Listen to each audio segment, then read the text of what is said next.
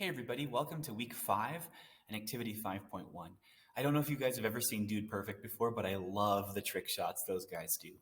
If you're wondering how they make shots like that, the answer is the way that anybody becomes good at anything, which is practice and practice and more practice and lots of repetition. Now the reason I bring that up is we finished our email unit last week. Next week, we're going to be starting our first novel study. But in this in-between week, we're going to be doing a little mini unit on reading practice. And I want to introduce to you 3 basic reading skills that you can practice in order to take your reading game to the next level, no matter where you're at as a reader right now. So let's go ahead and get started.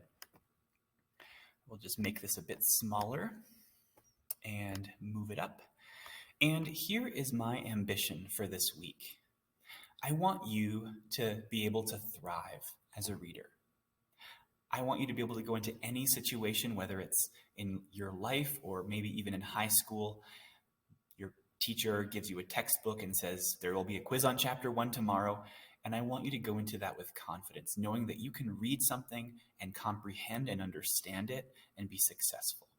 So much of the information we get in life, even not in school, comes to us through reading. I want you to be able to thrive doing that. So that's the goal of this week, is that we're going to be practicing some fundamental skills that hopefully will help you improve your skills as a reader. So there are 3 sort of sub-goals that we're going to be working on this week. And each one of these 3 goals matches up with one of the days of this week. So we'll just look at the first one for today, because this is the one we're going to be covering. It says students will practice metacognition. I know that's a big word, but we'll talk about what metacognition means. By thinking about their understanding as they read. So first, right now, I want to introduce to you the article of the week assignment, which is the assignment we'll be using to practice these 3 skills. And then after that, we're going to dig into this yellow goal right here, and we'll talk about metacognition. Okay, so let's just start out by talking about reading comprehension. Everybody wants to have reading comprehension. It just means understanding what it is you're reading. Nobody wants to read something and not understand it, right? But what goes into understanding? How do you comprehend? What's going on inside your mind when you read something on a page and understand it? Well, there are at least 3 main ingredients that go into successful reading. The first one is that when your brain is reading with comprehension, your brain is interacting and responding to the text. That's actually what we're going to be focusing on today. Another thing that your brain is doing when you are reading with comprehension is that when you come across difficult or unknown vocabulary, your brain is dealing with it. It's using strategies to process those words and make inferences about what they mean, even if you don't realize your brain is doing it. And lastly, your brain is understanding the big ideas of what you're reading. So these are the 3 ingredients that go into successful comprehension and reading. We'll be practicing each of these through the article of the week assignment. So let me talk about what the article of the week is. I also a lot of times abbreviate this AOW. And if you had me last year as if you're an 8th grader and you had me last year, you'll recognize this assignment. But I'm hoping that even now, even though you've done this already, that just going through this video is helping explain to you a little bit more about why we do the article of the week.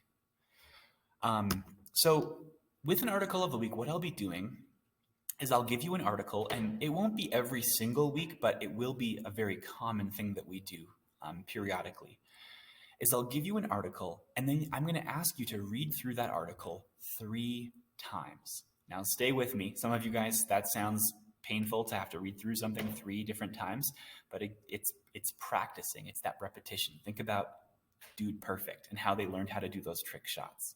So you'll do 3 read-throughs, and each read-through you'll focus on one of those ingredients of comprehension.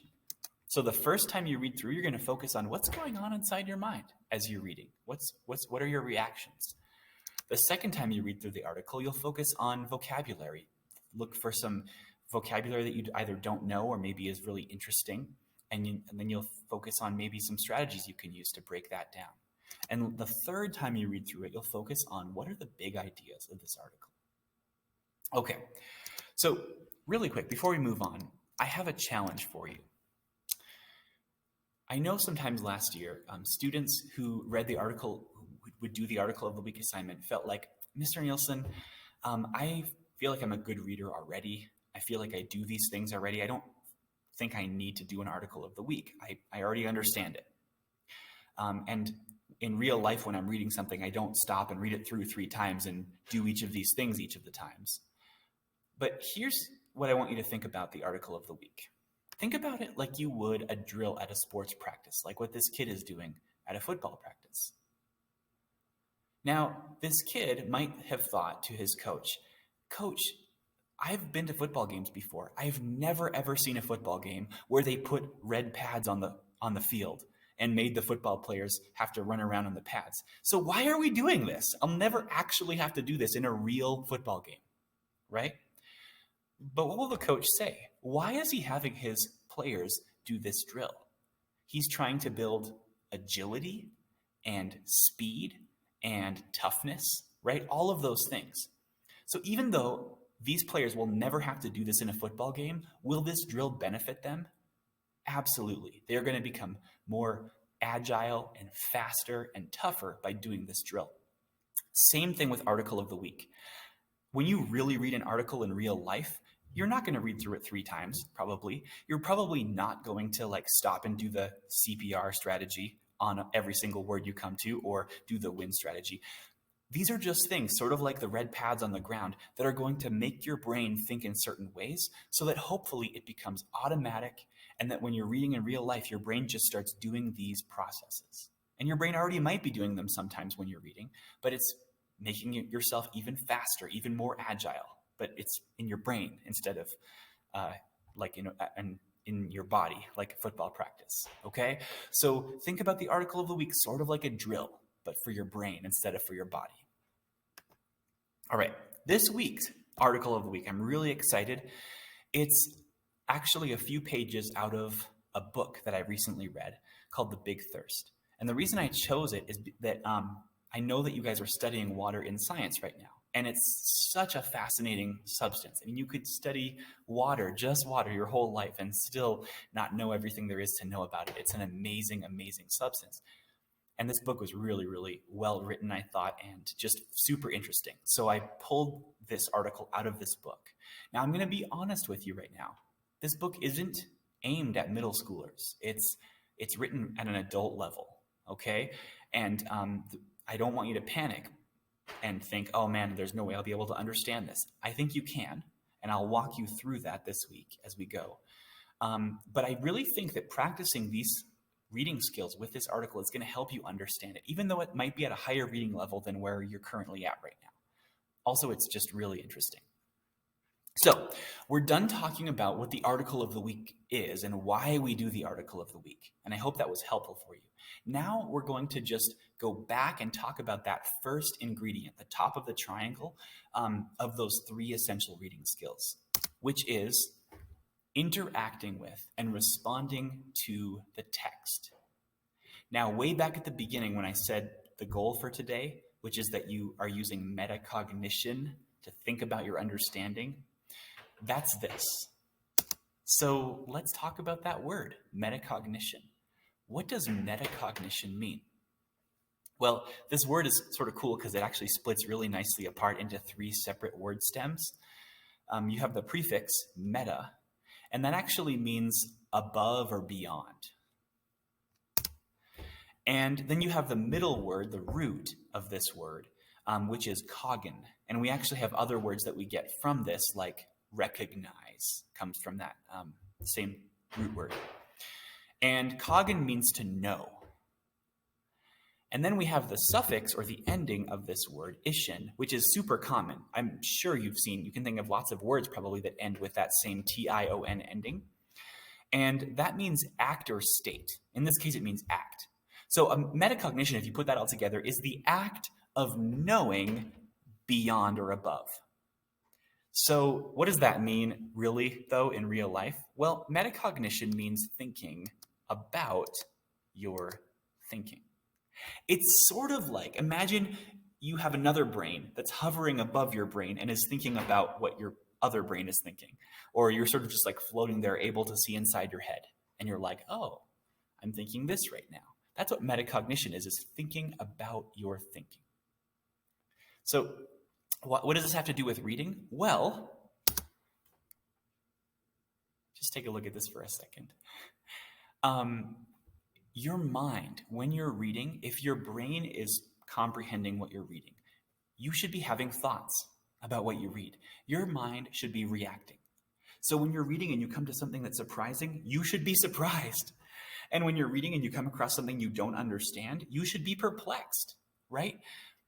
Somebody who's not understanding what they're reading, their brain is going to be like one of those flat EKGs, like the, you know, in like the hospital, like when someone like dies and it's like, there's like no pulse, right? If someone's not really understanding what they're reading, their brain is just like that the whole time they're reading. But if you're being a successful reader, you should be like this guy, right? He's reading and he sees something surprising. He's like, that should be happening in your mind. So metacognition, all you're doing is you're just trying to be aware of that happening. Okay, so let me explain what that looks like in Article of the Week. By the way, this screen right here is actually just a little screenshot of the first part of the document that is available to you on right here on Activity 5.1. It's right below the video, and you can click on it to open it up. And it's a whole one-page sheet that gives you all the directions for how I want you to do each of the 3 read-throughs of the Article of the Week. So this is just like the first section of that. And so you can see here, it says reading 1 or read through 1. Mark your thinking as you read through the article for the first time.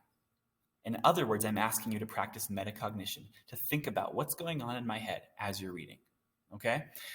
So what you're going to do is you're going to mark your thoughts. You're going to show me what your thoughts are by adding a symbol and a note to different places in the article, okay? So, and I have this table to show you. So you might be reading along in your article and you might come across something you're like, ooh, that seems important. That seems like a very key idea here. If you had a highlighter, it probably would be something you'd highlight, right? If you see something like that, you might put in the margin beside that a little star just to show this is a very important idea, okay? Or you might be coming across something and you're like, I've never seen that word before, or this is unfamiliar to me. I've never heard of this before. You could underline it. Or maybe you come across something and you don't understand. Now, you guys, not understanding something isn't a sign that you're failing at reading that thing. If you don't understand it and you don't realize that you're not understanding it, that's a problem. But if you don't understand something and you're like, I don't understand this, that's metacognition, right? You're thinking about the fact that you don't understand it. Put a question mark beside that. That's a good strategy of a good reader, is to realize when they don't get something and put a question mark by it. Okay, you're reading something and something surprises you or is just super cool. You're like, wow, that's awesome. Put an exclamation mark, which is this one right here beside it. Okay, or you're reading along and it reminds you of something else that you already knew. Like, I heard about this on the radio. Or, this is just like that other character in that book. You can connect to something. Okay, so you could put a little like a little chain link symbol, or I just have like the sideways 8 infinity, but it's meant to be like 2 chains linking together, like you're connecting, okay? So what you're gonna do is read through the article, and when you come across something where one of these reactions is happening in your brain, be metacognitive about it. Recognize it and give me evidence that you recognized it by putting a symbol. Now, in real normal in-person school, I would actually give you a physical paper, and you would actually, with your pencil in the margin, you would draw that symbol. But now, since we're doing this digitally, you're actually going to use the commenting feature in Google Docs to add that little symbol instead, okay? So I'll show you how to do that in just a little bit. I'll actually walk you through how to do it, and we'll do the first one together. But then in addition to a symbol, I'm also going to ask you to explain the thought that you're having by adding a note. So you're not just going to put a symbol, but you'll also say why you put the symbol. So maybe I don't understand this section. I put a question mark, but not just a question mark. I'm also going to write what it is that I don't understand. Okay? Or not just put a connection symbol, but actually explain like what I'm connecting it to. I hope that makes sense, and I think it'll make more sense when I walk through this with you. So now I'm going to go back to the class website, and we'll actually open up the article, which is a document that I've shared with you in Google Classroom. So we'll open it up, we'll start reading through, and we'll do the first symbol and comment together. And then I'm going to ask you today to keep reading through the article, finish your first read through, and do the other 3. So at least 3 more on your own. So let's go ahead and go to the distance learning website, activity 5.1. And you can see here are the instructions. You should have made sure you read that. You're currently watching this video right now. At any point along this video time, you can definitely pause this, keep it open in this tab, and then go to the other tab and follow along with me. And then when you get to the step, when you're ready for more, come back here, play a little bit more, and follow along. So what we're going to do right now is go into Google Classroom, which is, you can easily get to it by just clicking on the logo down here. And we're going to open up the article of the week number 1. Navigate to Communications, go up to the Classwork tab, and it is called Article of the Week number 1, and in parentheses I wrote activity 5.1, 5.2, and 5.3. By the way, we're going to use this same document for 3 activities this week. So at the end of today, don't click Turn In yet, because you're going to need to use this document for 3 different activities. Okay, once you click on it, it'll expand, and I think yours looks a little bit different than mine. I think you have to click another thing that says View Assignment right here, and then your little place where you can open it up goes up here on the right-hand side. But click on the box to open up the document. And a couple things I want to show you. So if you guys were with me last year, you'll recognize the format of this. This looks just like other articles of the week I did last year. You can see it says Communications Article of the Week number 1. Over here on the right-hand side is a place to type your name. Please do that. And then right here, there's a little link. It says click here for audio. So I actually have like an audiobook version of this article, so that for those of you who like to listen and read, and I would highly encourage everybody to, you can click here and it will bring a link down, and then you can click on that and it'll open in a new tab and you can listen. And I would encourage you to listen and read along at the same time. Okay? And I'd recommend that everybody does that. Your comprehension increases when you use more than one sense. So if you read with your eyes and listen with your ears, your comprehension is going to be higher. So I'd encourage you to do that. Use that audio tool. A couple of other things. Here's the title of our article, When It Comes to Water, Clean Isn't Everything.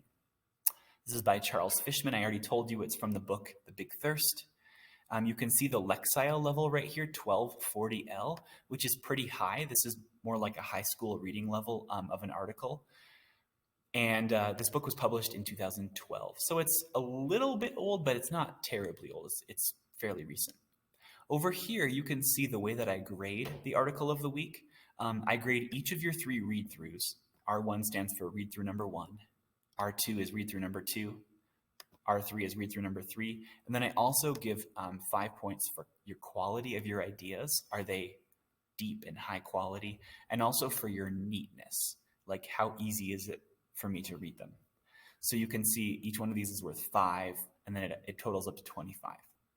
Okay, so let's just look at this picture for a second. This is a technician checking readouts at an ultra pure water plant in New York. Interesting. Cool. Okay. So what I want to do is, we're doing the first read through right now.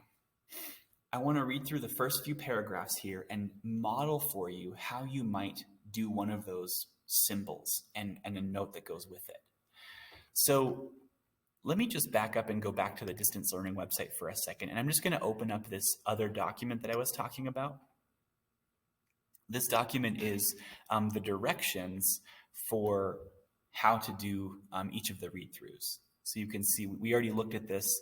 Here are the different symbols, but I just want to have this open in a new tab so that I can remember what the different symbols are. So I'm looking for things that are either important or that I don't know or don't understand or that are surprising or that I can connect to. Okay. So coming back over here,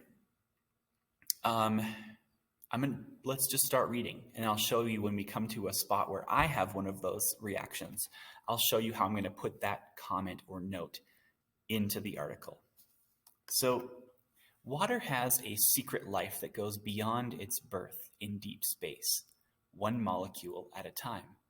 Its quiet accumulation by the oceanful in the deep rock of Earth, and its role in bringing each bag of microwave popcorn to life. Water is so adaptable, so nimble, that we as humans have gotten more inventive and more demanding. Water has come right along with us, becoming as crucial a tool in the digital era as it is to a farmer. Every modern electronic device, from the simplest desktop calculator to our iPhones and the computers that control our car engines, our medical diagnostic machines, and the servers that run the internet, all relies for its creation on water. But a kind of water so exotic that it exists nowhere on Earth, except inside microchip factories. Now, you guys, as I was reading through this, I was really struck by this phrase, a kind of water so exotic that it exists nowhere on Earth. And I remember when I first read this book and I came across that phrase, it really stuck with me. And I was surprised by that. I thought, how is that even possible? That there could be a type of water that exists nowhere on Earth. And if it exists nowhere on Earth, how does it exist in microchip factories? So I was sort of surprised and confused at the same time when I read this. And that's metacognition. I realized that. So what I'm going to do right now is I am going to put a symbol and a comment on that little phrase right there. And I want you guys to do this along with me. So I am going to take this phrase, I'm going to click and drag my mouse cursor over it in order to highlight it. And then I'm going to insert a comment. Now this is one of the things I love about Google Docs is that it has this commenting feature. And so the way you're going to put your notes, your annotations, your symbols and things, the way you're going to put it into your article is by the commenting feature. So I highlighted it first of all, and when I did that, you'll see this little round circle that says add a comment popped up on the side.